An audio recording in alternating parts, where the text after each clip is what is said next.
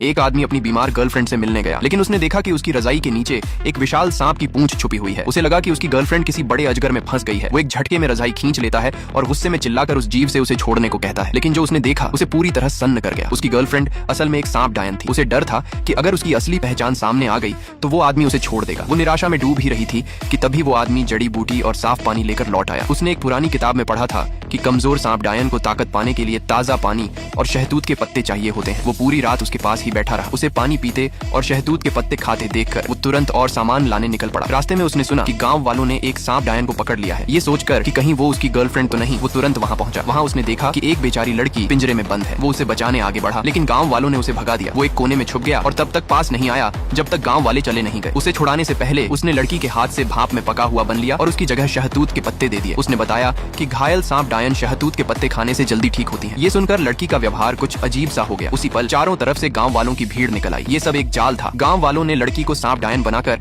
दयालु लोगों को फंसाने के लिए रखा था ताकि उनसे पैसे ऐंठ सकें। आदमी ने विरोध करने की कोशिश की, लेकिन वो आसानी से पकड़ा गया। लड़की उसकी दयालुता से गहराई से प्रभावित हो चुकी थी। जब गांव वाले उसे नुकसान पहुंचाने वाले थे तो लड़की ने पत्थर उठाकर उसकी जान बचा ली। तभी पूरे समय छुपी हुई उसकी असली गर्लफ्रेंड आखिरकार सामने आ गई। उसने कुछ ही पलों में सारे गांव वालों को बेहोश कर दिया। थोड़ी देर बाद आदमी और ज्यादा शहतूत के पत्ते लेकर लौट आया। उसकी गर्लफ्रेंड ने उसके सामने अपनी सांप की पूंछ दिखाई और पूछा, क्या तुम्हें मुझसे डर नहीं लगता? आदमी ने दृढ़ता से कहा कि वो जिंदगी भर उसकी देखभाल करेगा, लेकिन उसकी बात पूरी होते ही वो अचानक एक विशाल अजगर में बदल गई और उस पर झपट पड़ी। डर के मारे आदमी पीछे की तरफ लड़खड़ाता चला गया। तभी उसने उस अजगर की ठंडी आवाज सुनी, अगर तुमने कभी अपनी कसम तोड़ी तो मैं तुम्हें एक ही निवाले में निगल जाऊंगी। पार्ट 2 देखना है तो कमेंट करो।